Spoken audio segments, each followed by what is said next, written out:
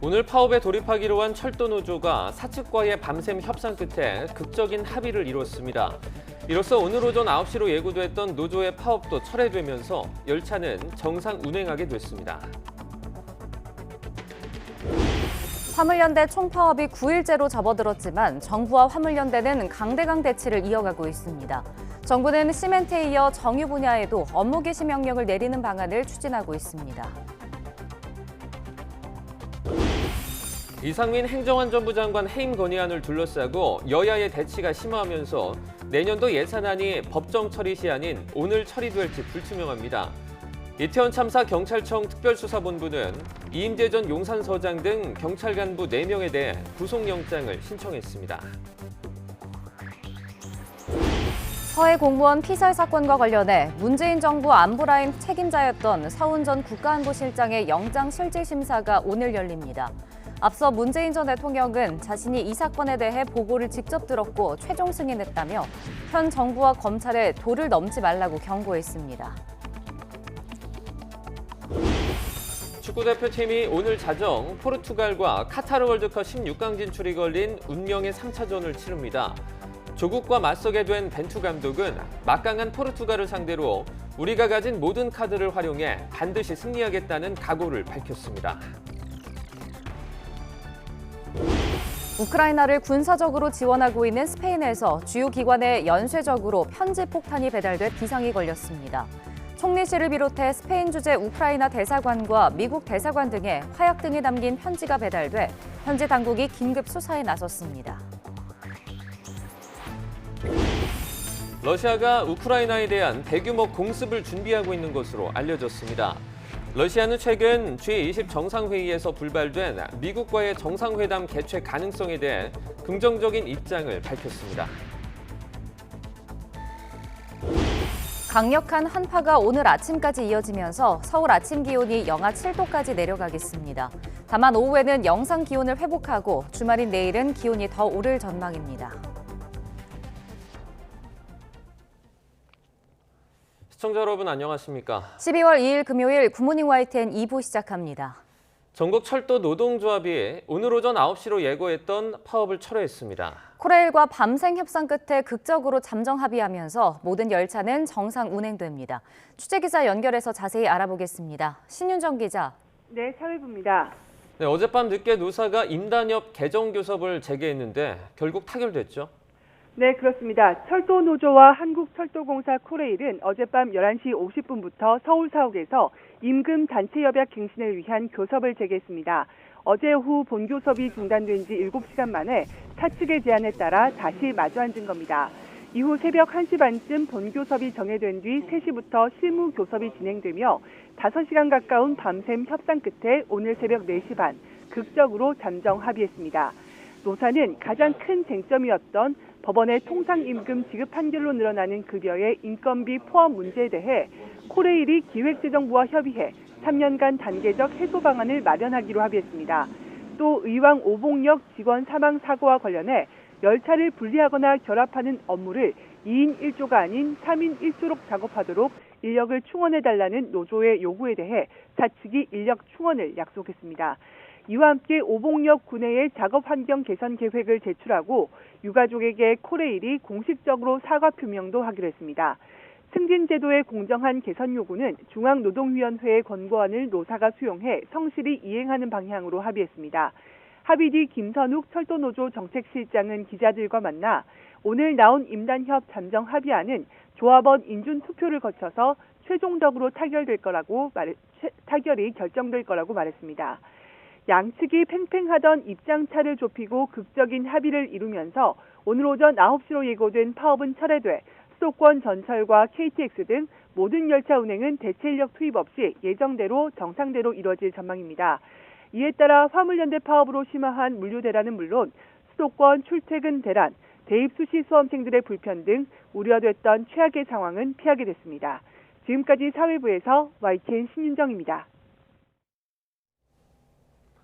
국토교통부가 어제 오후 5시 기준으로 운송을 거부한 것으로 조사된 29개 운송사 가운데 21개 업체가 운송을 재개하거나 재개할 예정이라고 밝혔습니다.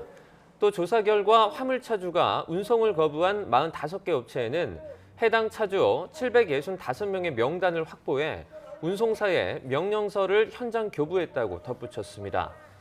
765명 가운데 주소지가 확인된 차주 542명 중 425명에 대해서는 우편 송달을 완료했다고 국토부는 전했습니다. 국토부가 추산하고 있는 업무 개시 명령서 송달 대상은 2,700여 명입니다. 어제 오후 2시 기준 전국의 휘발유와 경유 재고가 소진된 주유소는 49곳으로 늘었습니다. 서울이 24곳으로 가장 많았고 경기와 인천이 각각 11곳과 2곳이었으며 충남 9곳, 충북 2곳, 강원은 1곳으로 집계됐습니다. 화물연대 파업이 장기화하면서 정부가 시멘트 분야에 이어 정유소송 분야에 추가 업무 개시 명령을 검토하고 있습니다. 이번 주말이 고비가 될 것으로 보이는데요. 원희룡 국토교통부 장관 발언 직접 들어보겠습니다. 아주 구체적인 상황들을 모니터링하고 하루하루의 추세가 어떤지 이런 걸 봐서 더 이상 늦추면 돌이킬 수 없다고 할 때 발동을 할 텐데 아직은 그 부분에 대해서 결론이 내려진 상태는 아닙니다. 주말을 지나면서는 점점 심각해지지 않겠는가 이런 생각이 좀 듭니다. 논의가 지금 이어지고 있다라고 이해하면 매일매일 회의를 하고 있으니까요. 예. 아마 내일 중대본 회의도 내일 아마 있죠. 근데 그때 상황 평가도 아마 하지 않겠나 보여집니다. 산업통상자원부가 화물연대 집단 운송 거부 일주일간 시멘트와 철강, 자동차, 정유 분야에서 1조 6천억 원 규모의 제품 출하 차질이 발생한 것으로 집계했습니다. 산업부가 공개한 자료를 보면 업무 개시 명령이 발동된 시멘트는 지난 24일부터 어제까지 97만 6천 톤, 976억 원 규모의 제품 출하 차질이 발생했습니다. 같은 기간 철강업계와 정유업계도 각각 7천억 원, 4천억 원 규모의 제품을 제때 운송하지 못했고 자동차 업체도 3천억 원 규모, 완성차 6천여 대 출하가 막혀 피해를 봤습니다. 이태원 참사를 수사하는 경찰청 특별수사본부가 처음으로 주요 피의자 신병 확보에 나섰습니다. 특수부는 이임재 전 서울 용산경찰서장과 용산경찰서 112 상황실장, 박성민 전 서울경찰청 공공안녕 외사부장과 전 용산경찰서 정보과장 등 경찰 간부 4명에 대해 구속영장을 신청했습니다. 검찰이 이들에 대한 구속영장 청구까지 마친 가운데 특수부는 다른 기관 소속 주요 피의자들에 대해 추가로 구속영장을 신청하는 것도 검토하고 있습니다. 이태원 참사 유가족들이 참사 발생 한 달이 지난 지금도 희생자들의 비명이 머릿속에 가득하다며 오열했습니다. 그러면서 이임재 전 용산경찰서장과 박희영 용산구청장에게는 최대 살인죄까지 적용해 구속수사하고 이상민 행안부 장관은 파면하라고 요구했습니다. 직접 들어보시죠. 대형 참사가 서울 한복판인 이태원에서 일어난 지 벌써 한 달이 지나가고 있습니다. 하지만 우리들은 바로 엊그제 일어난 것처럼 너무 생생하고 또렷합니다. 이태원 그 골목에서 158명의 아들, 딸들이 살려달라, 숨쉬기 힘들다라고 외치는 비명소리가 머릿속에 가득 차 생업은 포기했고 정신과 약을 먹으며 하루하루를 버티고 있습니다. 우리 유가족들은 박희영과 이임재에게 최대 살인죄까지 적용하여 증거인멸의 우려가 없도록 구속수사하며 특히 대한민국 재난안전총괄부처의 수장 이상민 행정안전부 장관에 대해서는 파면을 원합니다. 이태원 참사 진상규명을 위한 국정조사특별위원회 야당 의원들이 국회에서 유가족들을 만나 진상규명과 책임자 처벌을 약속했습니다. 간담회에 참석한 유가족들은 철저한 국정조사를 통해서 희생자 158명이 왜 돌아올 수 없었는지 명명백백하게 밝혀달라며 무릎을 꿇고 호소했습니다. 야당 소속 위원들은 이에 대해 철저한 진상규명과 응분의 책임자 처벌, 재발 방지 대책을 마련하는 데 최선을 다하겠다고 답했습니다. 간담회에는 국민의힘 측 위원은 전원 불참했습니다. 여야가 이상민 행정안전부 장관 해임 건의안에 대한 국회 본회의 보고를 두고 대립한 끝에 국회 본회의는 열리지 않았습니다. 국민의힘 주호영, 더불어민주당 박홍근 원내대표는 어제 김진표 국회의장 주재로 만나 본회의 개의 여부를 논의했지만 끝내 최종 합의에 이르지 못했습니다. 이에 더불어민주당 박홍근 원내대표는 김진표 국회의장을 향해 강하게 비판했습니다. 박 원내대표는 기자회견을 열고 김진표 국회의장이 이상민 행정안전부 장관의 해임 건의안을 보고하기 위한 국회 본회의를 열지 않은 것은 월권이자 권한 남용이라며 국회의장이 여야가 합의한 본회의 일정을 파기한 거라고 지적했습니다. 그러면서 김 의장을 향해 예산안 처리 법정 시한인 오늘 오후에는 본회의를 반드시 열고 늦어도 다음 주 월요일까지는 해임 건의안 등 안건 처리를 위해 본회의를 추가 소집해달라고 요구했습니다. 여야가 내년도 예산안 법정 처리 시한 하루 전인 어제까지 핵심 쟁점에 대한 이견을 좁히지 못하면서 오늘 시한을 지키지 못하고 지각 예산이 될 거란 우려가 나오고 있습니다. 여야는 국회법상 예산안 심사 마감일인 지난달 30일을 넘긴 어제 이른바 소소위를 가동해 내년도 예산안 세부 항목에 대한 감액 심사를 이어갔지만 윤석열 정부 핵심 공약과 관련한 예산은 접점을 찾지 못했습니다. 여야는 오늘 안에 본회의에서 처리하겠다는 방침을 세웠지만 양측 이견이 커 쉽지 않다는 관측이 나오고 있습니다. 서해 공무원 피살 사건 당시 청와대 안보개통 책임자였던 서훈 전 국가안보실장의 구속 여부가 이르면 오늘 결정됩니다. 서울중앙지방법원은 오늘 오전 10시부터 직권남용과 허위 공문서 작성 등의 혐의를 받는 서 전 실장을 불러 구속 전 피의자 신문을 진행합니다. 서 전 실장은 재작년 해양수산부 공무원 고 이대준 씨가 북한군에 피살됐을 때 사건을 은폐하고자 국가정보원이나 국방부 같은 관계기관에 첩보 삭제를 지시하고 고인이 월북하려고 했다는 결론에 맞춰 허위 자료를 쓰게 한 혐의를 받습니다. 서해 공무원 피격 사건 수사와 관련해 문재인 전 대통령이 처음으로 공식 입장을 밝혔습니다. 문 전 대통령은 안보 사안을 정쟁의 대상으로 삼는 분별 없는 처사라고 강하게 비판했는데요. 오늘 열리는 서훈 전 국가안보실장의 구속심사 하루 전에 나온 강경 발언이라 더 주목됩니다. 보도에 김혜린 기자입니다. 서해 공무원 피격 사건 수사와 관련해 문재인 전 대통령이 처음으로 공개 비판에 나섰습니다. 문 전 대통령은 입장문에서 검찰 수사는 안보 사안을 정쟁의 대상으로 삼고 오랜 세월 국가에 헌신해온 공직자들의 자부심을 짓밟는 분별 없는 처사라면서 부디 도를 넘지 않기를 바란다고 비판했습니다. 또 정권이 바뀌자 대통령에게 보고되고 언론에 공포됐던 부처 판단이 번복됐는데 피해자가 북한 해역으로 가게 된 다른 가능성을 제시하지 못하면서 당시 발표가 조작됐다는 비난만 하고 있다고 지적했습니다. 문 전 대통령은 서해 피격 사건은 국방부, 해경, 국정원 등의 보고를 직접 듣고 특수정보까지 직접 살펴본 뒤 판단을 수용한 것이라고도 설명했습니다. 서해상에서 실종된 해양수산부 공무원 고 이대준 씨가 북한군에 피살된 재작년 9월. 당시 해경은 고인이 월북한 것으로 추정된다는 수사 결과를 발표했습니다. 하지만 2년 뒤 월북 의도를 인정할 만한 증거를 찾지 못했다며 이를 번복했고 감사원 감사와 수사 의뢰, 또 유족과 국가정보원 고발로 사건은 검찰 수사로까지 이어졌습니다.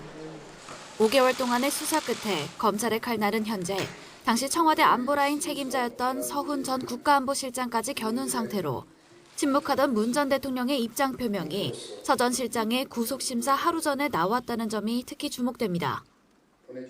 검찰이 월북몰이를 진두지휘했다고 보고 서 전 실장의 구속영장을 청구했지만 문 전 대통령 자신의 승인하에 이뤄진 문제없는 조치란 걸 강조한 것으로 풀이됩니다.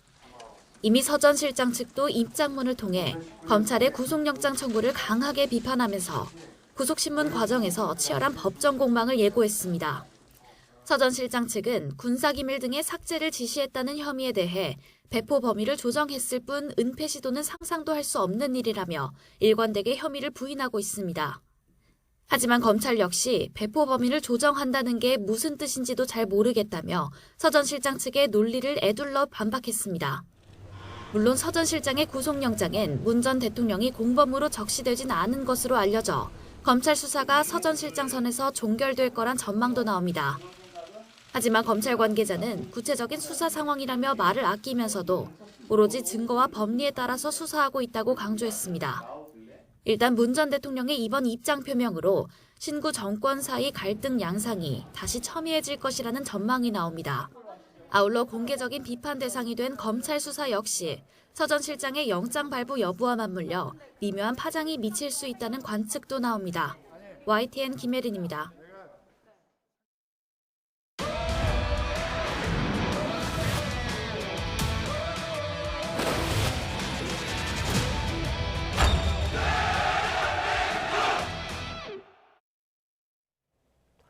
축구대표팀 벤투호가 오늘 밤 자정 월드컵 16강 진출을 위한 마지막 관문인 포르투갈과 3차전 경기를 벌입니다. 벤투호는 카타르 에듀케이션 시티 스타디움에서 이미 2승을 확보해 16강 진출을 확정한 포르투갈과 월드컵 조별리그 최종전을 치릅니다. 우루과이와 득점 없이 비기고 가나에 2대3으로 진 우리 대표팀은 현재 승점 1점으로 골득실에서 우루과이에 앞서 조 3위에 자리하고 있습니다. 우리가 16강에 오르려면 반드시 포르투갈전에서 승리를 해야 경유의 수를 따져볼 수가 있습니다. 지난 경기 레드카드로 인해 벤치에 앉을 수 없는 벤투 감독은 자신의 부재에 선수들은 영향을 받지 않을 것이고 김민재와 황희찬의 출전은 아직 불확실하다고 말했습니다. 20년 만에 월드컵에서 다시 만난 포르투갈은 조 1위를 목표로 총력전을 예고했지만 주전 선수의 피로와 부상 위험을 고려해 출전 명단에 변화를 줄 것으로 전망됩니다. 산토스 감독은 에이스 호날두의 출전 가능성에 대해서도 50대 50이라고 말했습니다. 보도에 김상익 기자입니다. 기대했던 손흥민과 호날두의 월드컵 맞대결이 성사되지 않을 수도 있을 전망입니다. 포르투갈 산토스 감독은 호날두의 출전은 컨디션을 보고 결정할 예정이며 지금으로선 출전 가능성이 50대 50이라고 말했습니다. Neste momento, nem sei se é 50-50, depende logo do treino, não é? Logo no treino é que vou decidir. Se ele treinar normalmente, claro que faz parte daquele lote de 20 de jogadores de campo que estarão disponíveis. Se não tivermos mais nenhum problema, espero que não, não é? 3년 전 한국에서의 호날두 노쇼 파문에 관한 질문이 나오자 그건 호날두나 유벤투스에 해야 할 질문 같다며 직접 언급을 피했습니다. 부상 중인 주전 수비수들을 대신해 후보들을 내보낼 가능성도 커 보이는데 이럴 경우 아무래도 조직력에서 허점을 보일 수밖에 없어 우리 입장에선 호재입니다. Com muita qualidade também, trabalhadores, trabalham muito dentro de campo. Vocês também tiveram a oportunidade de poder ver esses dois jogos que eles fizeram. É uma equipa que é muito bem organizada. 2002년의 기억처럼 상대 선수들을 좀 더 거칠게 몰아붙일 경우 토너먼트를 생각하는 강팀을 상대로 뜻밖의 성과를 거둘 수도 있습니다. 또 개인 능력이 너무나 좋고 또 팀적으로도 강하기 때문에 우리가 개인적으로 싸운다면 밀릴 수는 있겠지만 팀적으로도 하나가 되어서 잘 싸워야 된다고 생각하고 있고요. 앞선 두 경기에서 아쉬웠던 과감한 돌파와 슈팅도 아끼지 말라고 전문가들은 조언합니다. 빠른 선수들이 상대 측면을 무너뜨릴 수 있다면 4년 전 세계 최강 독일을 꺾었던 타잔의 기적이 재현될 수도 있습니다. YTN 김사익입니다. 벤투호의 운명이 걸린 포르투갈전 주심을 한 경기에서 10명에게 퇴장을 명령한 적이 있는 심판이 맡게 됐습니다. 국제축구연맹은 3일 0시에 열리는 한국-포르투갈전 주심으로 아르헨티나의 파쿤도 테오 심판을 배정했습니다. 테오 심판은 지난 7일 아르헨티나의 컵대회 트로페오 대 캄페오네스 결승전에서 선수 10명에게 레드카드를 꺼내 화제를 모은 인물입니다. 포르투갈과의 월드컵 조별리그 3차전이 열리는 오늘 밤 자정부터 서울 광화문 광장 등지에서의 거리 응원은 눈 속에서 펼쳐질 것으로 보입니다. 기상청은 오늘 낮부터는 차차 평년 기온을 회복해 영상권으로 기온이 오르겠지만 밤부터 눈 또는 비가 시작돼 내일 낮까지 이어질 수 있다고 예보했습니다. 이에 따라 포르투갈과의 경기가 예정된 오늘 밤부터 내일 새벽 사이 눈이나 비로 길이 미끄러울 수 있어 서울 광장 등의 응원 참여 인원이 적어질 수 있습니다. 일본이 독일에 이어 우승 후보 스페인을 꺾고 죽음의 조 1위로 16강에 진출했습니다.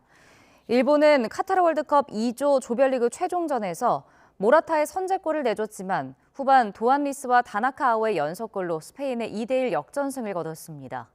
일본은 아시아 국가 최초로 월드컵 2회 연속 16강에 오르는 기록을 세웠습니다. 코스타리카를 4대2로 꺾은 독일은 스페인의 골득실로 밀리면서 러시아 월드컵에 이어 또 16강 진출에 실패했습니다.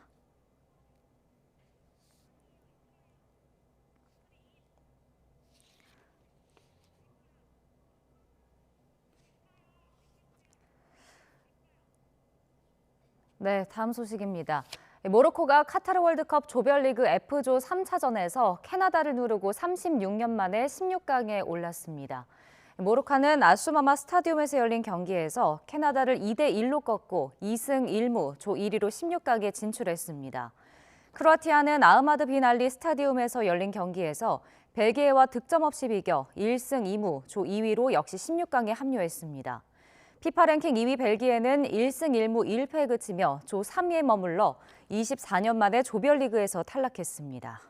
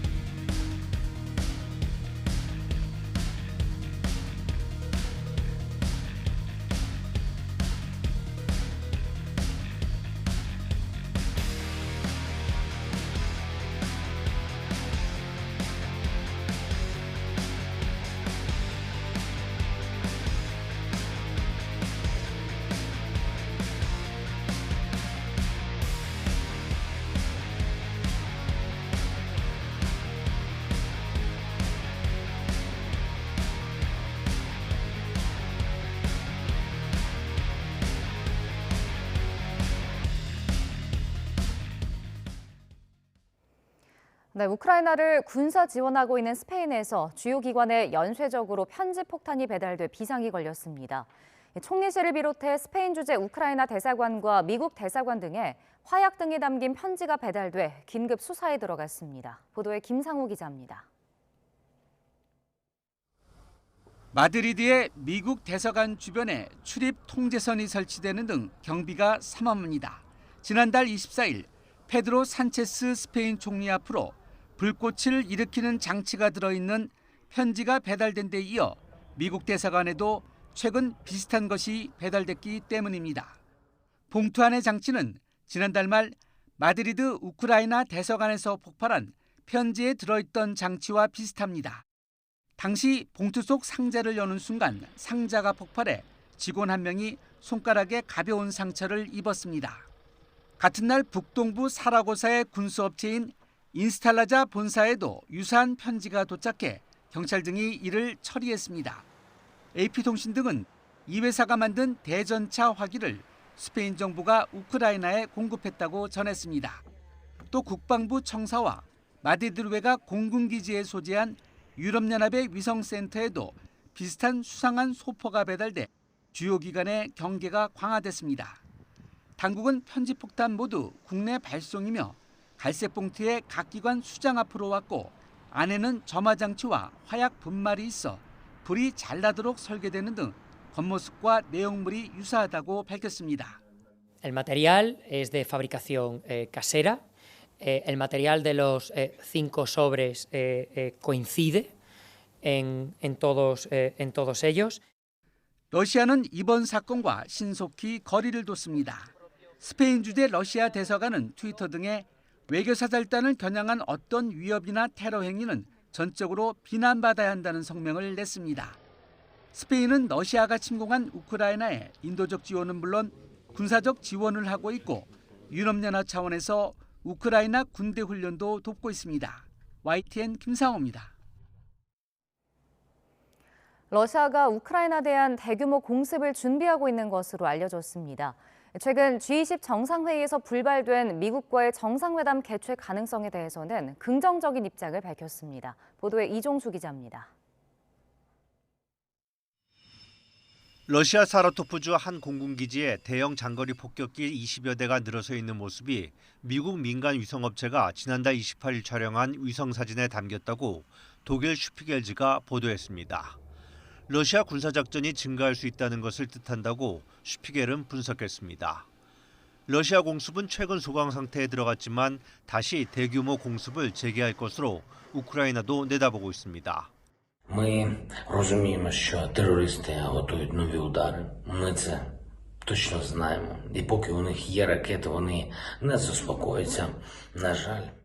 미국은 독일 내 미군 기지에서 매달 우크라이나 병사 최대 2,500명에게 미군 무기 사용법 등을 가르칠 계획이라고 CNN은 전했습니다.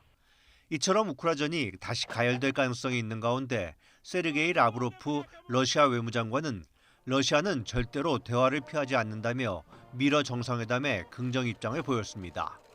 러시아인들 사이에선 우크라전을 계속하는 데 찬성하는 비율이 4개월 만에 57%에서 25%로 급감했다는 조사 결과가 나왔습니다.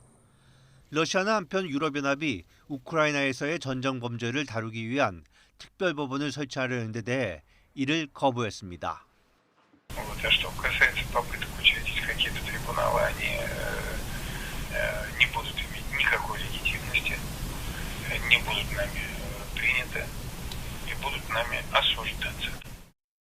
러시아 청산 작업에 박차를 가하고 있는 우크라이나는 러시아 작가 니콜라이 오스트롭스키 동상을 제거하고 러시아 관련 거리 이름도 바꾸고 있습니다. 러시아에 점령당한 자포리자 원자력 발전소에서 근무 중인 작업 수석 기술자를 러시아에 협력했다는 이유로 해고했습니다. YTN 이종수입니다.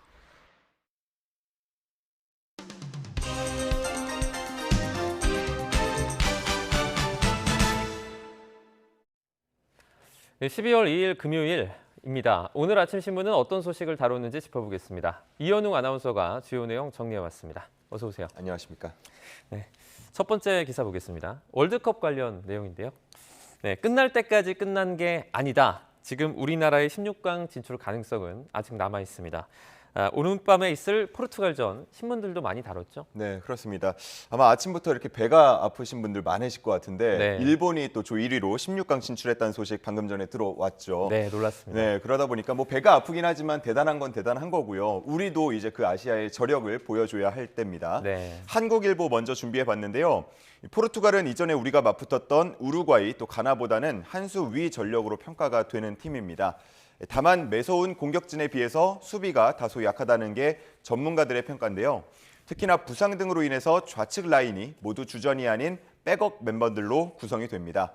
따라서 우리는 측면 돌파를 통한 득점 기회를 만드는 게 주요할 것이라고 보고 있었고요.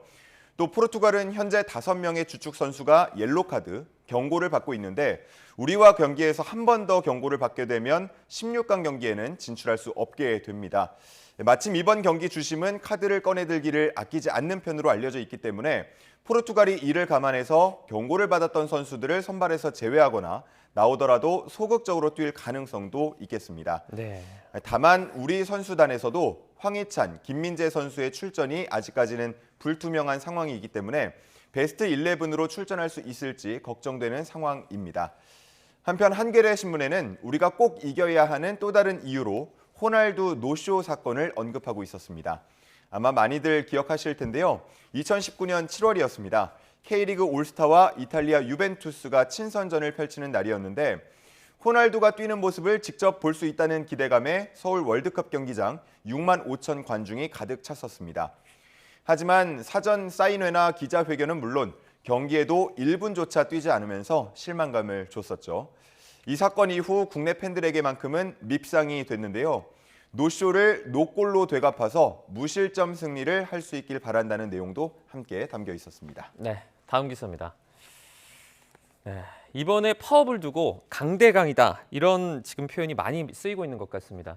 그 지하철이나 철도 파업에서는 협상이 타결이 됐지만 화물연대에서는 지금 그런 모습이 보이지 않고 있는 것 같아요. 네, 그렇습니다. 현재 민주노총 화물연대는 오는 6일이죠. 다음 주 화요일에 총파업을 예고한 상황입니다. 네. 하지만 정부도 이에 물러서지 않고 안전운임제 전면 폐지를 검토할 수 있고 또 종이업종 등에 대해서 추가 업무 개시 명령을 발동할 수 있다면서 고강도 압박을 이어가는 모습입니다. 이런 가운데 업무 개시 명령을 발동한 시멘트 분야에서는 출하량이 늘어났다는 모습을 보이기도 했는데요. 비노조원을 중심으로 일부가 업무에 복귀한 것으로 파악되고 있습니다. 이에 대해서 화물연대 측은 정부가 파업 참여자와 비참여자 사이 노노 갈등을 부추긴다며 반발하기도 했습니다. 한편 11월 누적 무역 적자가 426억 달러로 발표가 된 게 파업의 부정적인 여론을 한층 더 자극했다는 내용도 담겨 있었고요. 반대로 해외 노동계에서 우리 정부의 노동 탄압을 규탄하는 공개 서한을 보냈다는 내용도 함께 실려 있었습니다. 네, 다음 기사로 중국 소식도 살펴보겠습니다.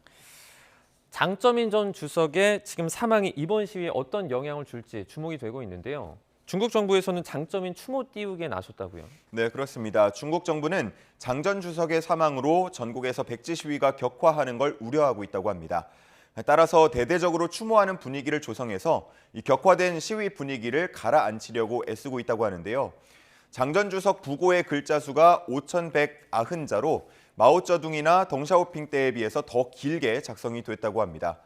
그리고 부고 내용에도 그가天安문 사태를 잠재운 인물이란 점을 강조했다고 하는데요. 시위가 격화하는 걸 막겠다는 의도로 해석되고 있습니다. 중국 관영 매체들은 홈페이지를 흑백으로 바꿔서 조의를 표하거나 메인 뉴스의 대부분 시간을 할애해서 장 전 주석 사망 소식을 전하기도 했는데요. 이런 상황에 시위대는 당분간 추모 분위기를 관망하면서 대응 방향을 정할 걸로 전망되고 있었습니다. 한편 한국일보에는 중국 런민대 재학생이 전한 시위 현장 분위기가 실려 있기도 했는데요. 이 런민대는 친정부적 학교로 꼽히고 있고 공산당 간부 자녀들이 많이 다니는 걸로 알려진 학교입니다. 그런데 최근 런민대 학생 한 명이 양성이라고 알려지면서 학교는 기숙사 전체를 봉쇄하고 나섰고요. 하지만 이후 최종 음성 판정이 나왔는데도 봉쇄가 계속되니까 이를 참지 못하고 런민대 학생 500여 명이 뛰쳐나와서 시위에 참가했다고 합니다. 결국 중국은 그동안의 제로 코로나 정책을 다소 완화해서 민심 수습에 나서는 모습을 조금씩 보이는 상황입니다. 네, 다음 기사 보겠습니다. 일본 관련 내용입니다. 일본은 2차 세계대전 이후에 공격을 받았을 때만 방위력을 행사할 수 있는 이 전수방위를 원칙을 지켜왔는데요. 근데 최근에는 움직임이 조금 달라졌다고요? 네, 그렇습니다. 일본은 최근 70년 넘게 지켜온 전수방위 원칙을 전환하려는 움직임을 보이고 있습니다. 네. 다양한 공격용 미사일 개발에 속도를 내고 있는 건데요. 5조엔, 그러니까 우리 돈 약 47조를 들여서 동시에 장거리 미사일 10여 종을 개발 중이라고 합니다. 여기서 핵심이라고 할 수 있는 12식 지대함 유도탄의 경우에는 사거리를 현재 200km에서 1000km까지 연장하고 전투기, 함정, 잠수함에서도 쏠 수 있도록 개량 중이라고 합니다. 여기서 상대를 명시하진 않았지만 사거리로만 본다면 중국 본토 주요 지역도 다 들어온다고 합니다. 이런 장거리 미사일 개발과 배치가 완료될 때까지는 미국의 순항 미사일인 토마호크를 최대 500기까지도 구입할 방침이라고 합니다. 일본은 상대가 무력 공격에 착수했을 때 반격이 가능하다라고 해석하면서 이렇게 군비 확충을 하고 있는데요. 여기서 착수가 언제를 말하는 것인지 모호하다는 점을 들어서 사실상 평화헌법이 무력화될 수 있다는 지적도 나오고 있습니다. 일본의 한 교수는 일본이 공격할 때 상대의 무력 공격을 증명하지 못한다면 침략자가 될 수 있다면서 객관적 사실에 따른 공격 착수 판단이 필요하다고 말하기도 했습니다. 네, 다음 기사입니다. 최근에 날씨가 아주 급격하게 추워졌습니다. 본격적인 겨울이 이미 시작이 된 것 같은데요. 한파 대책이 부족하다 이런 지적이 계속해서 나오고 있죠. 네, 그렇습니다. 한겨레 신문을 보면 특히나 건설 현장 노동자들의 관련 인터뷰가 실려 있었는데 여름은 폭염으로 인한 산업재해가 이어지면서 관련해서 안전대책이 마련됐지만 한파에 대비한 안전관리 대책은 부족하다고 지적하는 기사였습니다. 콘크리트가 충분히 굳을 수 있도록 하는 차원의 작업 중지 명령은 있지만 노동자들의 안전을 고려한 건 아니라고 하고요. 올겨울 한파를 앞두고 노동부에서 따뜻한 물 비치 혹은 휴게 공간 확보 등의 매뉴얼을 배포하기도 했지만 이 현장에서는 현실성 없는 보여주기식 대책이라고 말하고 있었습니다. 따뜻한 물은 현장 입구 같은 곳에만 한두 곳에 배치했을 뿐 진짜 노동자들이 필요한 곳에는 없다고 했고요. 휴게 공간 역시도 아주 좁게 형식적으로만 설치해둔 경우가 많아서 진짜로 들어가서 몸을 녹일 수는 없는 상황이라고 합니다. 관련 법안들이 발의된 바도 있는데요. 모두 상임위 문턱을 넘지 못했고요. 계류 중인 상황이라고 전하고 있었습니다. 네, 알겠습니다. 오늘 굿모닝 브리핑은 여기까지 듣겠습니다. 고맙습니다. 감사합니다.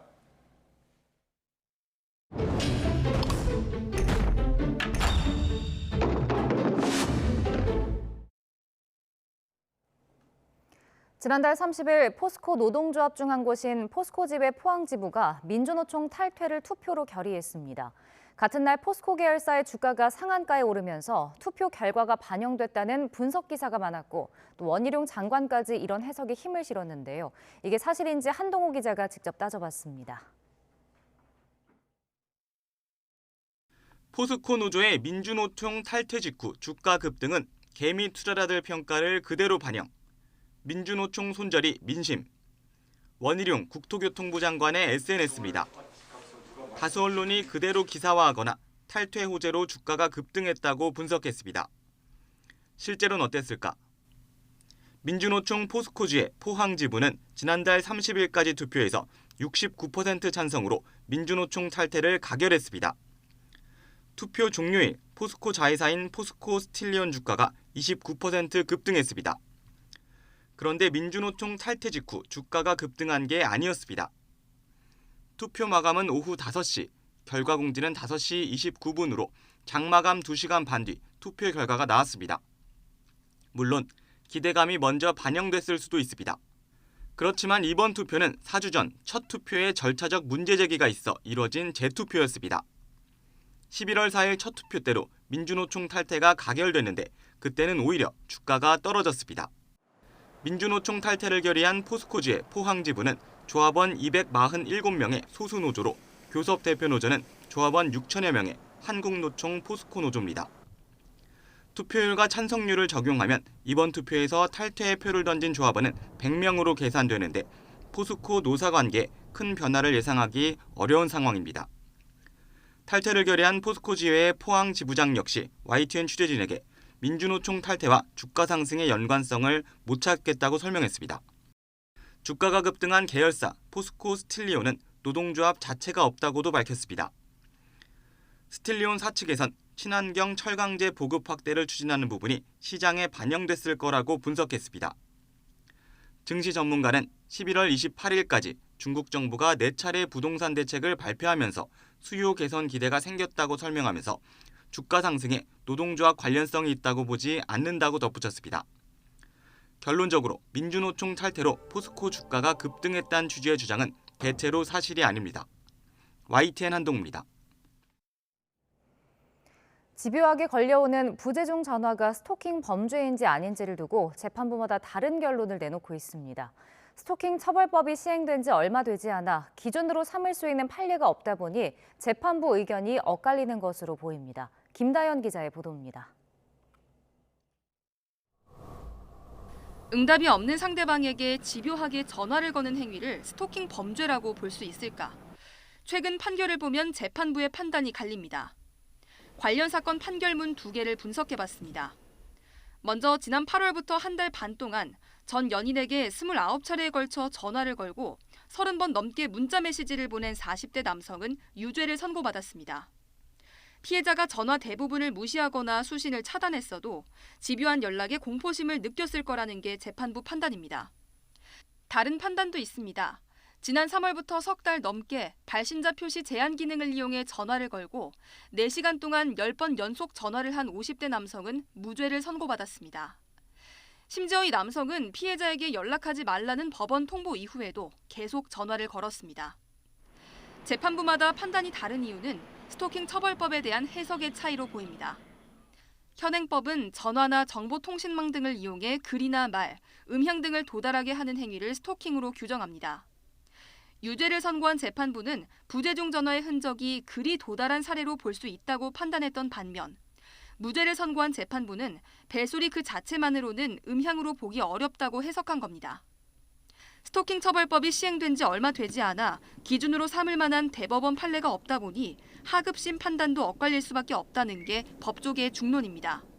대법원에서 이제 이런 부분들에 대한 다수의 판결 같은 것들이 나온 바가 없어서 이 지금 하급법원에서는 이 부분에 대한 판단이 좀 엇갈리는 부분이 있고. 스토킹 처벌법은 시행된 지 1년 정도 지났습니다. 아직 법 시행 초반이라 하급심 판결이 엇갈리는 건 어찌 보면 당연하겠지만 그만큼 사건 관계자들의 혼란도 당분간 불가피해 보입니다. YTN 김다현입니다. 한동훈 법무부 장관이 외국 국적자에게도 지방선거 투표권을 주는 현행 선거제도를 개편하겠다는 뜻을 밝혔습니다. 상호주의 원칙을 고려하지 않는다면 민의를 왜곡할 우려가 있다고 밝혔는데요. 한 장관의 어제 퇴근길 발언 들어보겠습니다. 상호주의 원칙은 이민 정책을 펴나가는 데 있어서 대단히 중요한 원칙이라고 생각합니다. 상호주의 원칙을 고려하지 않은 상태에서 외국인에 대해서 투표권을 부여하는 것은 민의를 왜곡할 수 있다는 상식적인 우려가 있는 것으로 알고 있습니다. 영주권을 일단 따면 그 사람이 한국에서 생활하지 않고 자국으로 돌아가서 생활하더라도 우리 지방선거에 투표권을 가지는 상황이 되는 겁니다. 이런 불합리를 해소하기 위해서 저희가 영주권의 유지 요건에 한국의 의무 거주 기간 요건을 도입하는 등을 신중하게 검토하고 있습니다. 오늘 아침도 강추위의 기세가 대단합니다. 현재 서울 기온은 영하 7.3도로 예년 기온을 6도나 밑돌면서 무척 춥고요. 한낮에는 기온이 영상권으로 올라서겠지만 여전히 예년 기온을 크게 밑돌겠습니다. 연일 이어지는 강추위에 건강 잃지 않도록 따뜻한 옷차림 해주시기 바랍니다. 현재 경기 북부와 강원, 충북지방에 한파특보가 내려진 가운데 영하권 추위가 기승을 부리고 있습니다. 현재 서울 기온 영하 7.3도, 대관령 영하 11도, 광주는 영하 1.7도까지 떨어졌습니다. 낮 동안에도 예년 기온을 4에서 5도가량 밑돌겠습니다. 오늘 낮 기온 서울 2도, 대전 4도, 대구 6도, 광주는 7도가 예상됩니다. 오늘 밤에는 카타르 월드컵 3차전 포르투갈과의 중요한 일전이 예정돼 있죠. 거리 응원 나가시는 분들 많을 텐데요. 경기가 시작되는 자정에는 기온이 영하 2도 선까지 떨어지면서 몹시 춥겠고 약하게 눈이 내리면서 도로가 미끄러운 곳이 많겠습니다. 두툼한 외투로 추위 대비 철저히 해주시고요. 안전사고에도 각별히 유의해 주시기 바랍니다. 토요일인 내일 강추위는 잠시 주춤하겠습니다. 다만 내일 새벽부터 낮까지 서울 등 중북부 지방에는 눈비가 내리겠고요. 밤부터 모레 아침 사이에는 남부와 제주도에 비나 눈이 내릴 전망입니다. 지금까지 날씨 정보였습니다.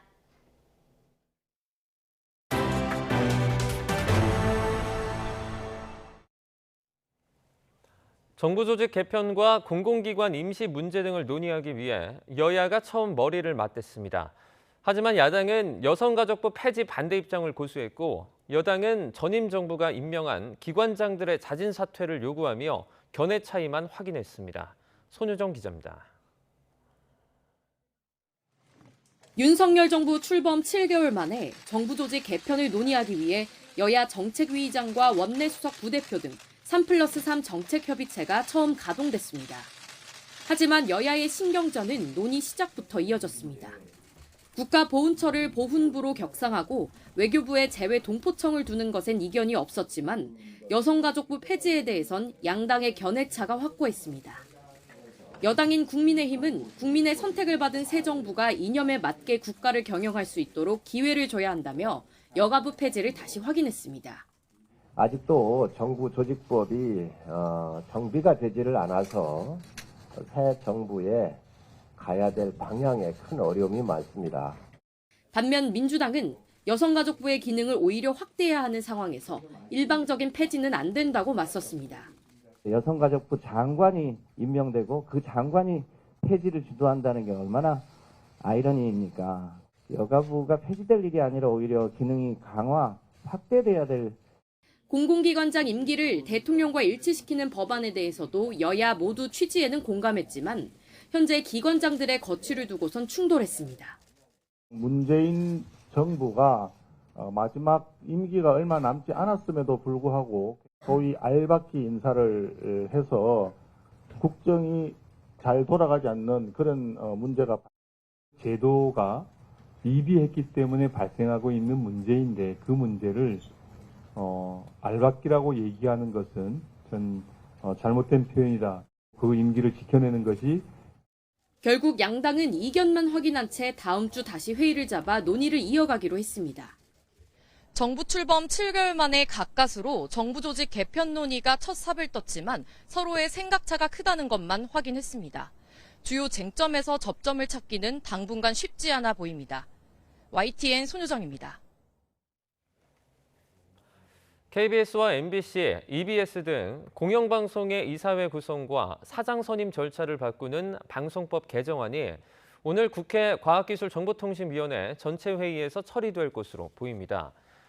오늘 가방위는 오늘 오전 11시 전체 회의를 열고 이 같은 내용의 방송법 개정안을 민주당 단독으로 의결할 예정입니다. 소관 상임위를 통과한 방송법 개정안은 이후 여당이 위원장인 국회 법제사법위원회와 본회의에 문턱을 추가로 넘어야 합니다. 앞서 국민의힘은 민주당이 과방위에서 해당 법안 의결을 강행하려 하자 안건조정위원회 회부 신청으로 제동을 걸었지만 민주당이 다수를 점한 안건조정위는 야당 단독으로 법안을 전체 회의로 넘겼습니다. 어제 국회 과학기술정보방송통신위원회 전체 회의에서 여야는 공영방송 지배구조 개선 법안을 두고 충돌했는데요. 회의 진행 방식을 두고도 민주당 정청래 위원장과 국민의힘 권성동 의원의 거친 말싸움을 벌이기도 했습니다. 직접 들어보시죠. 아니 의사 진행을 주세요. 위원장이 너무 독재적으로 하는 그런 거 아니에요? 권성동 의원! 정청래! 똑바로 해요! 권성동 똑바로 해! 참나 어이가 없네. 아이고. 우선 정청래 위원회 그 위원장 자격이 있는지에 대해서 심각한 의문을 권성동 표시합니다. 의원 의사진행 발언만 하세요. 이 의사진행 발언이 권성동 의원 그렇게 힘이 셉니까? 본회에서 선출된 위원장이에요. 알겠어요? 무슨 독재하는 거예요 지금? 독재가 아니라 귀당의 위원들도 선출한 바 있어요 저한테. 독재 얘기하지 마세요. 지금 어디다 대고 독재라고 얘기해? 네? 윤석열 대통령하고 친하니까 독재 얘기하시는 것 같은데 대통령한테 똑바로 알아가세요. 자녀 입시 비리에 관여하고 청와대 민정수석 시절 유재수 전 부산시 부시장에 대한 감찰을 무마한 혐의 등으로 기소된 조국 전 법무부 장관의 1심 재판이 오늘 마무리됩니다. 서울중앙지방법원은 오늘 오후 구형을 포함한 검찰의 최종 의견과 조 전 장관 측의 최후 진술을 듣고 변론을 종결한 뒤 선고 기일을 지정할 예정입니다. 통상 변론이 종결되고 3주에서 4주 뒤에 선고 공판이 열리는 점을 고려하면 조 전 장관의 1심 판결은 이르면 올해, 늦어도 내년 1월에는 선고될 것으로 보입니다. 북한이 이달 말 노동당 중앙위원회 전원회의를 열겠다고 밝혔습니다. 북한 전원회의는 대내외 주요 정책을 결정하는 최대 회의체인데 북한은 이 회의를 통해 내년도 정책 기조를 제시할 것으로 보여 회의 결과가 관심을 모을 전망입니다. 보도에 최도희 기자입니다. 북한이 지난해와 마찬가지로 이달 말 전원회의를 개최한다고 예고했습니다. 12월 하순 당중앙위원회 제8기 제6차 전원회의를 소집할 데 대한 결정서를 전원 찬성으로 채택했습니다. 당 전원회의는 대내외 주요 정책을 논의하고 결정하는 북한의 최대 회의체인데 김정은 위원장은 전원회의를 결정한 자리에서 올해 대내외적 환경은 사상 초유의 역경이었지만 정확한 영도력으로 나라의 국위가 새로운 경지로 상승했다고 평가했습니다. 그러면서 내년의 방대한 과업 계획을 잘 확정하는 것이 대단히 중요하다고 강조했습니다. 이에 따라 전원회의에서는 올해 각 분야 사업에 대한 결산과 함께 내년 주요 계획에 대한 논의가 이뤄질 전망입니다.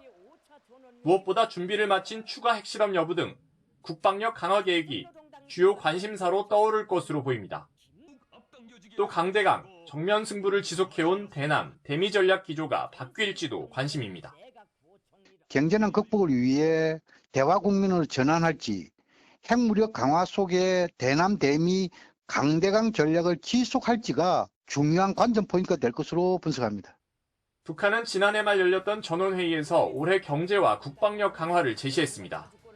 신형 대륙간 탄도미사일 화성 17형 시험 발사 등 잇따른 미사일 도발도 이를 이행하기 위한 조치로 분석됩니다. 특히 내년은 북한 창건일 75주년과 함께 승전일이라고 주장하는 정전협정 70돌이 맞물려 있는 중요한 해라고 밝혀 핵 보유국 완성에 따른 북한의 전략적 지위를 강조하는 메시지를 내놓을 가능성이 높은 것으로 관측됩니다. YTN 최두입니다.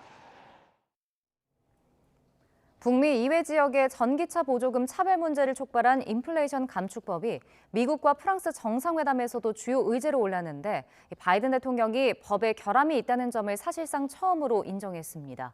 북한의 탄도미사일 발사를 규탄하는 내용도 정상회담 성명에 담겼습니다. 워싱턴에서 권준기 특파원입니다. 프랑스의 공격적인 법이라며 인플레이션 감축법을 작심 비판했던 마크롱 프랑스 대통령. 바이든 대통령과 정상회담을 마친 뒤 훌륭한 논의가 있었다며 양측 입장차를 다시 조율하기로 했다고 밝혔습니다. President Biden just said we agreed to resynchronize our approaches, our agendas in order to invest in critical emerging industries, semiconductors, batteries. 바이든 대통령은 전기차 보조금 문제 등에서 유럽연합을 배제할 의도는 없었다며 차별적 조항을 개선하기 위한 논의를 이어가겠다는 점을 분명히 했습니다. 특히 미국은 보통 사과하는 법이 없지만 워낙 방대한 법을 만드는 과정에서 결함이 생길 수 있다고 말해 사실상 유감의 뜻을 밝혔습니다. And that has almost $368 billion for the largest investment in climate change on all of history. And so there's obviously going to be glitches in it and need to reconcile changes. 우크라이나와 러시아 간 협상을 바라왔던 마크롱 대통령. 그 옆에 선 바이든 대통령은 푸틴과 대화할 용의가 있다고 처음으로 언급했습니다. 다만 전제 조건을 달았습니다. He's looking for a way to end the war. He hasn't done that yet. If that's the case, in consultation with my French and my NATO friends, I'll be happy to sit down with Putin to see what he has in mind. 바이든 대통령과 마크롱 대통령 회담 이후 성명에는 올해 전례 없는 수의 북한 탄도미사일 도발을 강력히 규탄하는 목소리도 담겼습니다. 유엔 안보리 상임이사국인 미국과 프랑스 정상관 회담에서 북한 미사일 발사를 규탄하고 공조를 지속하기로 뜻을 모았다는 점에서 북한 도발에 대한 국제사회의 엄중한 인식을 대변한 것으로 해석됩니다. 워싱턴에서 YTN 권윤기입니다. 미국 재무부가 북한의 대량 살상 무기와 탄도미사일 개발에 관여한 북한 노동당 간부 3명을 대북 제재 명단에 올렸습니다. 미 재무부 산하 해외자산통제국은 현지 시각 1일 대북 제재 명단에 전일호 국방과학원 당위원회 위원장, 유진 전 당 군수공업부장, 김숙일 전 군 총정치국장 등 3명을 추가했다고 밝혔습니다.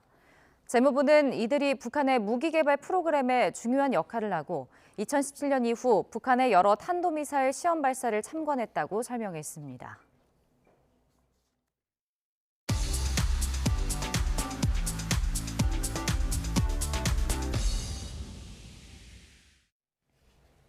경제 소식을 빠르고 친절하게 전달해 드립니다. 오늘 굿모닝 경제는 이인철 참 좋은 경제연구소장과 함께하겠습니다.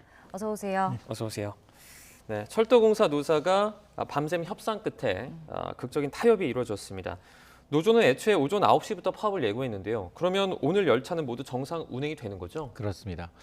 참 다행인데요. 가장 추운 날씨였어요. 어제 그제 서울도 그렇고요. 그리고 전국적으로 그런데 어쨌든 굉장히 이제 저는 개인적으로는 이제 너무 노사의 입장차가 커서 야, 이제 좀 타결되기 좀 어렵지 않겠느냐라는 생각을 했는데 여기 지금 쟁점이 되는 것들이 꽤 많아요. 임금 인상뿐만 아니라 인력 채용 문제, 여기다 민영화 문제까지 깔려 있습니다. 어제 이 자정 무렵부터 협상이 시작이 됐는데 어젯밤 11시 50분부터 교섭이 재개가 됐는데 오늘 오전 4시 30분경에 이제 협상 타결 소식을 알려왔습니다. 네. 앞서서 제가 이제 임금 문제, 채용 문제, 민영환 문제 너무 복잡하기 때문에 타협점을 찾기가 쉽지 않다라고 생각을 했는데 밤새 내내 거의 한 5시간 가까이 이제 회의를 하면서 타결을 했습니다.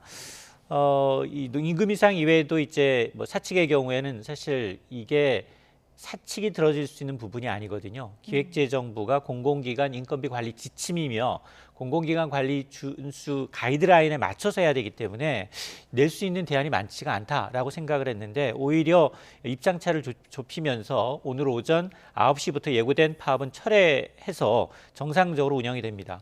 가장 큰 걱정거리가 그거였어요. 지금 수능 끝났는데 지금 이번 주말부터 이제 수시, 논술과 면접이 시작되거든요. 네. 그러면 이제 가장 많은 이제 수험생들이 이 철도를 이용하게 될 텐데 어쨌든 KTX를 비롯해서 뭐 무궁화호 그리고 이제 수도권 전철 1, 1호선, 3호선, 4호선이 정상 운영됩니다. 네. 지금 이제 노사 간 그 교섭 쟁점이었던 게 임금 인상과 민영화라고 얘기해 주셨는데 여기서 이견이 좀 어떻게 좁혀진 건가요? 조금 전에 이제 나온 잠정 합의안을 좀 보게 되면 사실은 임금도 상당히 복잡해요. 요구하는 안이. 노조의 임금 인상안을 보게 되면 임금은 월 18만 7천 원 정액으로 인상해달라라는 요구가 있었고요. 또 하나가 승진 포인트 도입을 통한 투명한 승진제를 시행해달라라는 거였고요.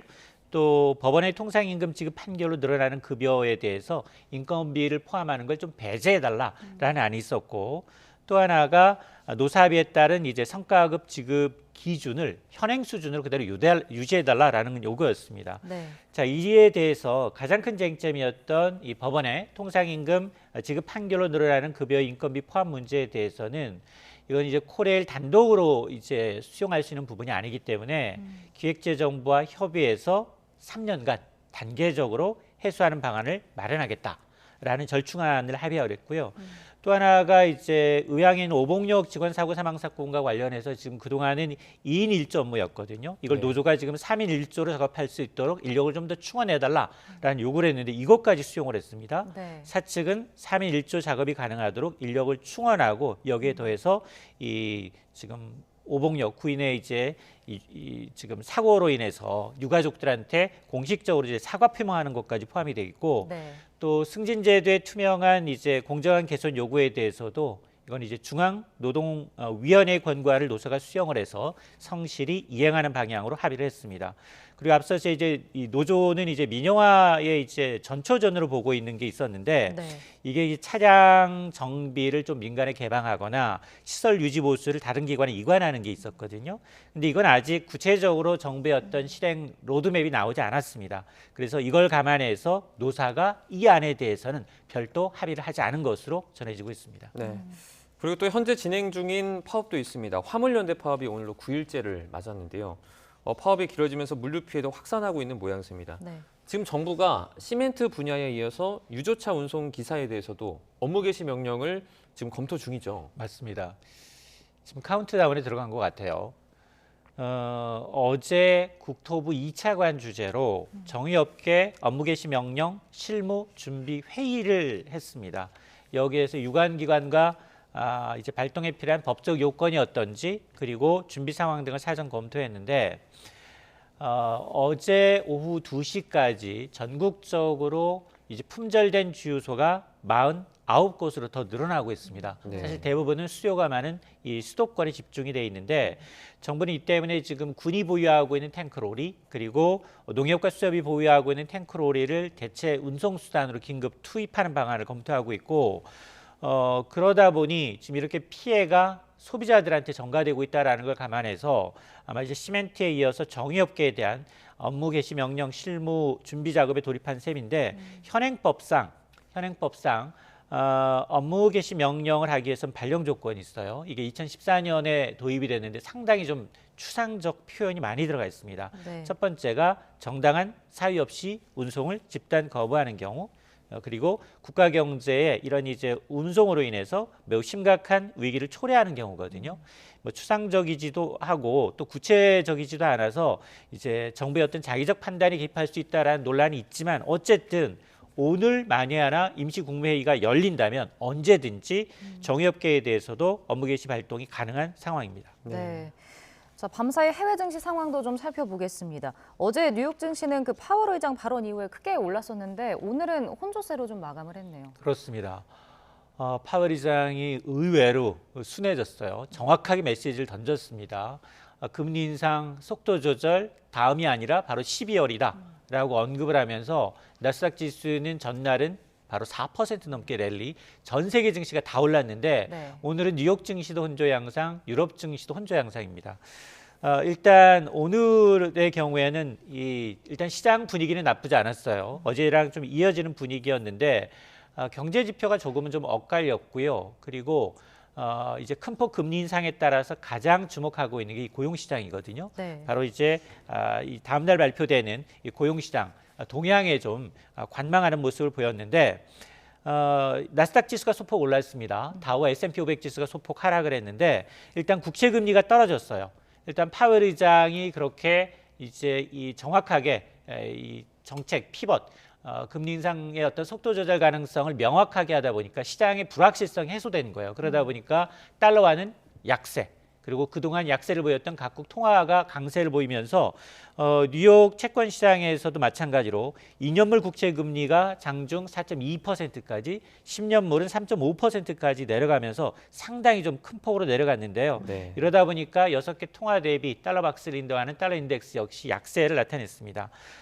이날 발표됐던 이제 이 지표 가운데는 이제 개인 소비 지출 가격 지수, 이것도 나쁘지 않았고요. 다소 네. 꺾이는 양상을 나타냈고, 다만 좋지 않았던 건 미국의 제조업 지수입니다. 미국의 제조업 상황을 보여주고 있는 제조업 공급관리자 지수가 기준선 50을 밑도는 49로 발표가 돼서 이게 지금 코로나 팬데믹이었던 2020년 5월 이후 처음으로 50선을 밑돌다 보니까 이 제조업에 대한 우려가 좀 커진 건 사실이지만 그럼에도 불구하고 주간 실업급여 신청 건수 역시 좀 줄어든 것으로 나타나서 지금 내일 발표될 하루 앞으로 다가온 이 고용보고서에 대한 기대감이 좀 커질 수밖에 없는데, 이 고용보고서는 경기 후행성이지만 그동안 4연속 자이언트 스텝을 하면서 굉장히 공격적으로 금리를 올려왔기 때문에 과연 어느 정도 이제 서비스업 시장이 영향을 받을지 바로미터거든요. 근데 지금 추산으로는 비농업 부분의 일자리가 지난달에도 20만 개 이상 늘어나지 않겠느냐. 물론 한 달 전에 26만 1,000개보다는 조금은 줄어들 수 있겠지만 이 정도면 아직은 좀 버틸만하다라고 이제 판단할 수 있을 것으로 보여서 어쨌든 이 한 곱이 넘었기 때문에 이제 나타나는 것들은 이런 이제 공격적 금리 인상에 따른 후폭풍, 과연 내년 미국 경기가 S의 공포, 스태그플레이션으로 가느냐, 아니면 소프트 랜딩, 연착륙하느냐, 이 지표가 바로 소비 지표와 이제 고용 지표가 될 수 있습니다. 네. 미국 연준이 기준금리를 결정할 때 참고하는 지표입니다. 미국의 개인 소비 지출 물가 오름세가 다소 꺾인 것으로 나타났는데요. 꺾이긴 했지만 아직도 물가가 여전히 높은 상태죠. 맞습니다. 우리나라에는 없는 지표예요. 근데 연준이 이 CPI, 소비자 물가 지수보다도 이 PCE라고 해서 개인 소비 지출 이제 가격 지수를 굉장히 좀 선호합니다. 네. 이게 통화 정책이 괜히 반영도가 높은데 어쨌든 이제 이 미 상무부가 발표한 10월 개인 소비 지출 이제 PCE 가격 지수가 1년 전에 비해서 6% 오르는 데 그쳤는데 직전 9월이 6.3%였어요. 그리고 예상치보다도 조금 낮아졌고요. 한 달 전과 비교하면 0.3% 상승을 해서 특히나 이 가운데서 우리가 그동안 이제 변동성이 큰 에너지와 식음료를 제외한 근원 이제 PCE 지수가 중요한데 이게 한 달 전에 비해서 0.2% 오르는 데 그쳐서 지금 당초 예상했던 0.3%를 밑돌았고요. 네. 또 한 달 전에 0.5%보다도 하락폭이 좀 커졌습니다. 자, 이렇게 되면 자, 미국은 일단 CPI, 소비자 물가 지수도 꺾였는데다 PCE 가격 지수마저 좀 꺾이는 양상을 보이고 있어서 이러면 미국의 인플레이션이 정점을 찍고 조금은 이제 하락하고 있는 게 아니냐라는 건데, 말씀하셨던 것처럼 그럼에도 불구하고 연준의 목표 관리 목표치는 2%거든요. 네. 아직 6% 3배이기 때문에 긴축 기조는 계속 이어질 수 있다. 어제 파월 의장도 그 얘기했어요. 상당 기간 이제 물가가 잡힐 때까지는 긴축 기조 이어진다라고 하는데 네. 시장은 호재만 받아들이거든요. 좋은 것만 받아들였기 때문에 어제는 안도 랠리를 나타냈습니다. 네. 자, 다음 소식도 살펴보겠습니다. 저희가 이제 마트 가서 음식을 사면 써 있는 유통기한이 있는데 이게 이제 지나면 좀 버려야 하나 고민하는 소비자분들이 많이 계실 것 같아요. 근데 내년부터는 이 식료품에 표기되는 유통기한이 소비기한으로 바뀐다고 하는데 이거 차이점 좀 먼저 설명해 주세요. 맞습니다. 냉장고에서 꺼냈을 때 가장 불안한 게 우유, 두부, 금세 상하거든요. 그래서 사실은 이게 유통기한이 딱 이때까지만 먹어라라는 어떤 지침처럼 가이드처럼 알려져 있어요. 그러다 보니까 내년 1월 1일부터는 일단 이런 혼란을 줄이기 위해서 소비자들이 구매하는 식료품의 유통기한이 소비기한으로 바뀝니다. 이게 굉장히 오래됐어요. 1985년에 도입이 됐거든요. 그런데 문제는 뭐냐? 이렇게 유통기한에서 버리면 먹을 수 있는 것도 버리게 돼요. 그게 얼마나 되느냐? 거의 1조 원 가까이 됩니다.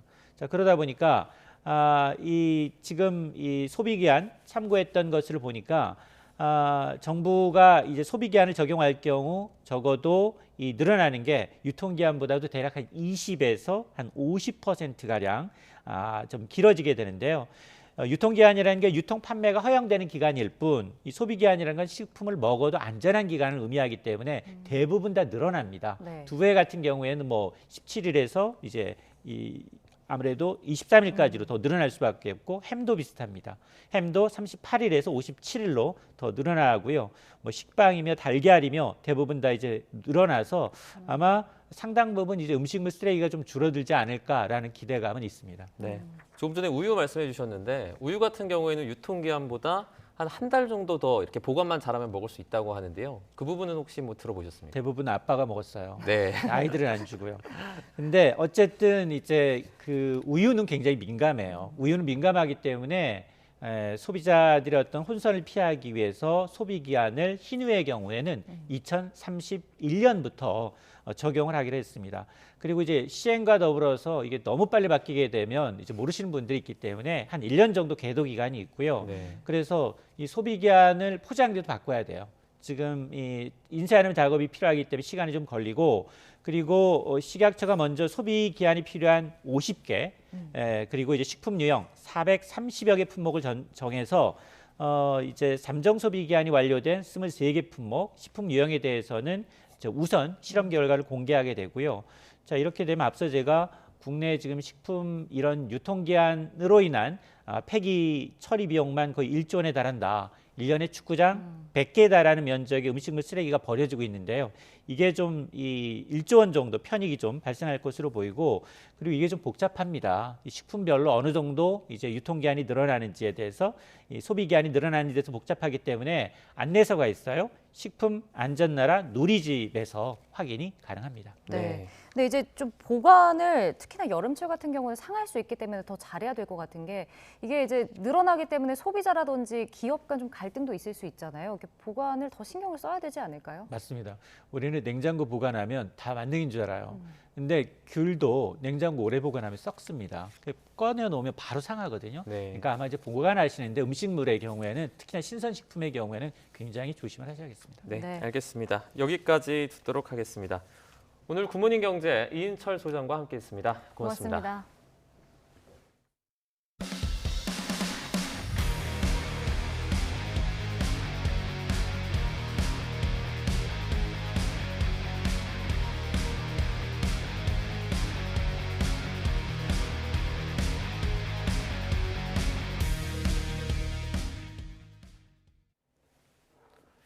10대 미성년자만을 골라서 성폭행을 하고 성착취 동영상을 제작한 20대가 구속됐습니다. 확인된 피해자만 수십 명이 넘고 압수된 영상 파일이 1000여 개에 이르는데요. 잡고 보니 가해자는 현역 육군 장교였습니다. 지환 기자의 단독 보도입니다. 지난해 대학 학군 장교를 통해 임관한 후 육군사단 야전부대에서 복무하던 24살 정모중이. 정중이 범죄 행각은 입대 전부터 그리고 임관 후 군에 있을 때까지 약 3년간 계속됐습니다. 채팅 앱을 통해 여중 여고생에게 접근한 뒤 돈을 주고 음란 사진과 동영상을 구했습니다.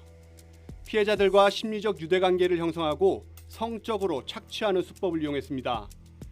사진이나 동영상을 확보하면 정중이는 더욱 노골적으로 변했습니다.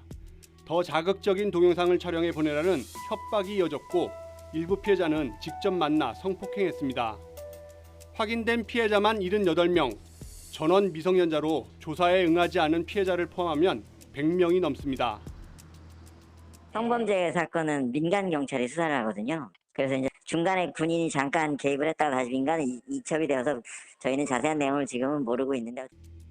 정중희 범죄는 올해 초 여중생 피해자 신고로 알려졌습니다. 현역이라 군사경찰로 신병이 넘어갔다가 지난 7월 출범한 경찰 군인범죄수사대가 다시 수사를 맡았습니다. 최근 구속됐는데 군인범죄수사대 창설 이후 첫 구속사건입니다. 압수된 정중희 컴퓨터 외장 하드에는 2시간 분량 음란 동영상 1000여 개가 발견됐습니다. 조사 결과 정중희의 범죄 수법은 과거 N번방 사건 때와 상당히 유사한 것으로 확인됐습니다. 실제 수사가 조여오자 정중희는 자신의 SNS 계정을 대거 정리한 것으로 알려졌습니다. 경찰은 이미 확인된 성착취 동영상 제작과 미성년자 의제 강간 혐의 외에 동영상 배포와 판매 등에 대해서도 수사를 벌이고 있습니다. YTN 지환입니다. 지난 25일 강원도 양양에서 산불 궤도 비행 중이던 임차 헬기에 추락사고로 숨진 5명 중 여성 2명의 신원이 DNA 유전자 정보로 최종 확인됐습니다. 속초경찰서는 어제 국립과학수사연구원에 DNA 긴급 감정을 의뢰한 결과 숨진 여성 탑승자 2명은 경기도에 거주하는 50대 여성으로 확인됐다고 밝혔습니다. 기장과 정비사, 부정비사의 시신에 대해서도 DNA 긴급 감정을 통해 신원이 일치하는 것으로 확인됐습니다. 경찰은 통신 기록과 CCTV 분석 등을 통해 두 여성이 탑승자 중에 누구와 어떤 관계인지, 왜 헬기에 탑승했는지에 대해서 수사할 방침입니다. 경북 김천에서 규모 3.2의 지진이 발생했습니다. 다행히 피해는 없었지만 흔들림을 느낀 주민들이 많아 소방서 등에 신고 전화가 잇따랐습니다. 허성준 기자입니다. 경북 김천시 아포읍입니다. 오후 3시 17분쯤 이곳에서 지진이 발생했습니다. 규모 3.2로 진원의 깊이는 14km였습니다. 지진으로 경북과 충북에는 진도 3의 흔들림이 전달됐습니다. 이 정도면 실내, 특히 고층 건물에 있는 사람은 현저하게 진동을 느낄 수 있습니다. 일을 하고 있는데 창문이 흔들리더라고요. 나는 손님이 들어오면서 그러는 줄 알았는데 경주 지진이 생각이 나서 김천도 이제 안전하지는 않겠구나 그런 생각을 했습니다. 50km 이상 떨어진 대구와 대전, 경남에서도 진도 2의 흔들림이 이어졌습니다. 별다른 피해는 없었지만 소방과 경찰에 진동을 느꼈다는 유감 신고 수십 건이 접수됐습니다. 진동을 느낄 때 무슨 대형 화물 트럭이 땅 밑으로 지나가는 느낌? 일어나는 순간 여기 옆에 있는 소축사에서 소들이 막 난리를 나면서. 올해 한반도에서 발생한 규모 2.0 이상의 지진은 73회로 지난 20년 평균인 70.6회보다 약간 많습니다. 이 가운데 최대 규모 지진은 10월 29일 충북 괴산군에서 발생한 규모 4.1의 지진입니다. YTN 허성준입니다. 가수 겸 배우 이승기 씨가 음원 정산 문제로 갈등을 빚은 소속사에 계약 해지 통지서를 보내며 결별을 택했습니다. 이승기 씨 측은 후크 엔터테인먼트와 소속 관계를 끝내고 싶다는 취지가 담긴 전속계약 해지 통지서를 보냈습니다. 이 씨는 또 최근 소속사 측으로부터 음원 사용료 정산과 관련된 회신을 받았지만 소속사는 정산 누락을 인정하면서도 구체적인 지급 방안 등은 제시하지 않은 것으로 알려졌습니다. 겨울철 인플루엔자 환자가 청소년을 중심으로 계속 늘어나고 있습니다. 질병관리청은 지난주 외래 환자 1000명당 독감 의심 환자는 15명으로 올해 들어 가장 높은 수치를 기록했다고 밝혔습니다. 이번 절기 유행 기준인 4.9명의 3배 수준으로 일주일 전보다 7.9% 증가하며 6주 연속 증가세를 나타냈습니다. 특히 13세에서 18세 독감 환자 비율은 외래 1000명당 41.9명으로 유행 기준 8.5배에 달하며 전체 연령대 가운데 가장 많았고, 이어 7세에서 12세가 33.1명으로 일주일 전보다 45.8% 급증했습니다. 유전자 증폭 검사, PCR 검사는 높은 정확도를 가졌지만 결과 확인까지 시간이 오래 걸려 보통 검사 다음 날이 돼야 확진 여부를 알 수 있습니다. 그런데 국내 연구진이 불과 40분 안에 그것도 코로나를 비롯한 다른 질병 바이러스까지 모두 동시에 검사해낼 수 있는 PCR 검사기를 개발했습니다. 보도에 양회영 기자입니다.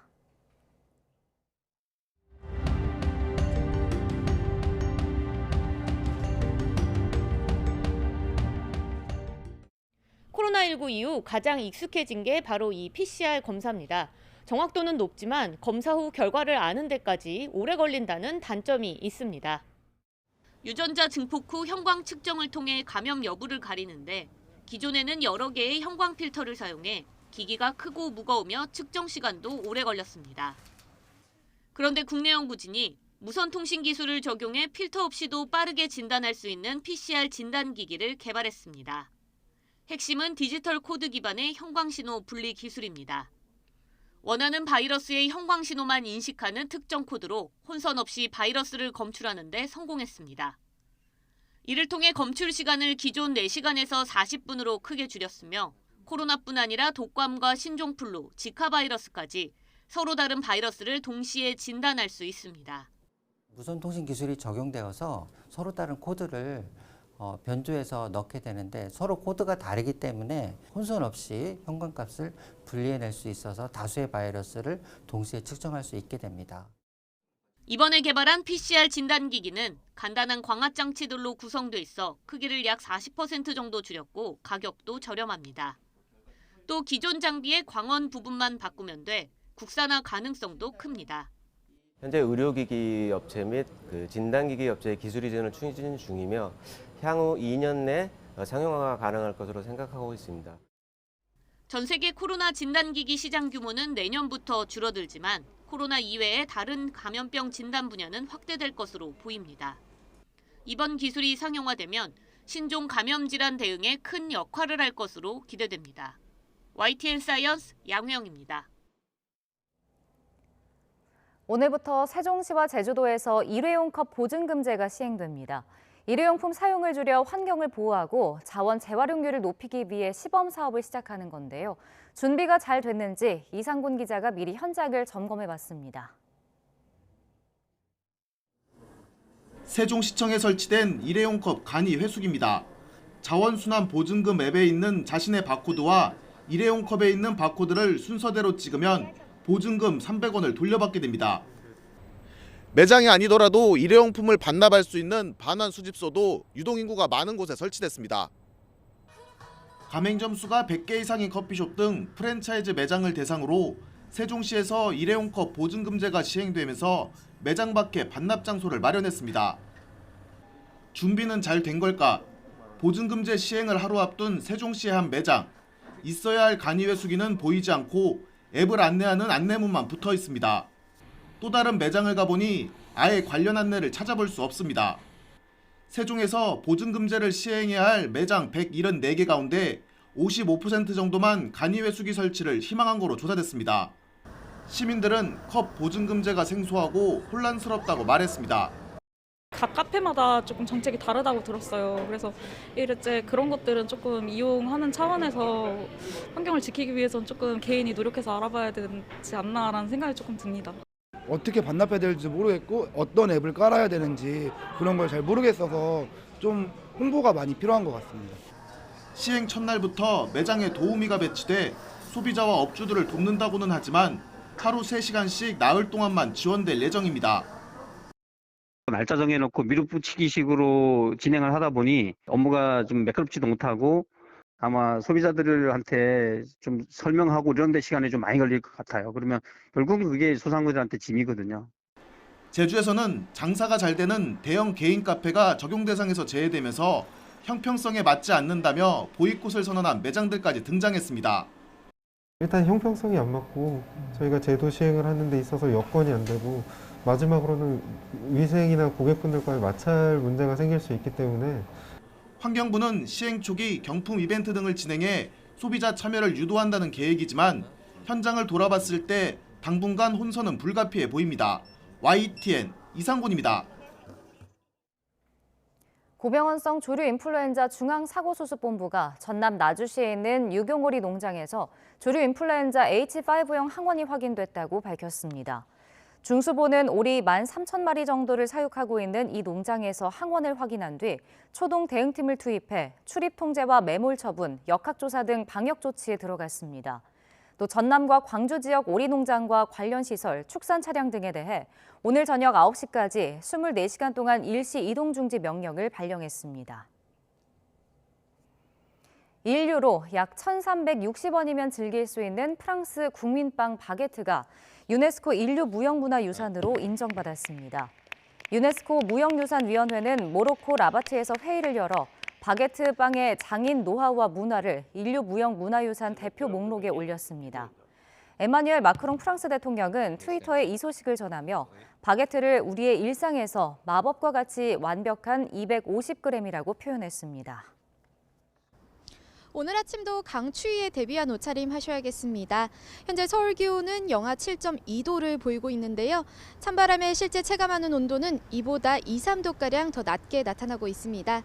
한낮에는 기온이 2도까지 올라 영상권을 회복하겠지만 종일 예년보다는 춥겠습니다. 현재 경기 북부와 강원, 충북 지방에 한파주의보가 내려져 있습니다. 영하권의 강추위가 기승을 부리고 있는데요. 철원 영하 12.6도, 대관령 영하 10.9도, 서울 영하 7.2도까지 떨어져 있습니다. 낮 동안에는 영상권을 회복하겠고 한파특보가 해제될 가능성이 있습니다. 서울 2도, 대전 4도, 광주 7도가 예상됩니다. 한편 오늘은 카타르 월드컵 우리나라 축구대표팀의 3차전이 예정돼 있는데요. 경기가 시작되는 자정에는 기온이 영하 2도 선까지 떨어질 것으로 보여 거리 응원 나가시는 분들은 보온에 각별히 신경 써주셔야겠습니다. 또 새벽부터 서울 등 중부지방에는 눈 예보도 나와 있어 안전사고에 주의가 필요하겠습니다. 토요일인 내일은 새벽부터 낮 사이 경기 북부와 강원에 최고 5cm, 서울 등 그 밖의 수도권에는 1에서 3cm의 눈이 내려 쌓이면서 대설특보가 내려질 가능성이 있고요. 밤부터는 남부지방에도 비나 눈이 내릴 전망입니다.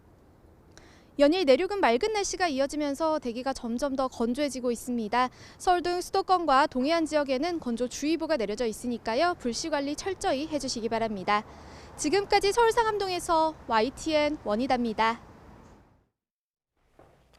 네, 금요일 아침 굿모닝 YTN은 여기까지입니다. 잠시 후 뉴스라이더가 방송됩니다. 시청해주신 여러분 고맙습니다.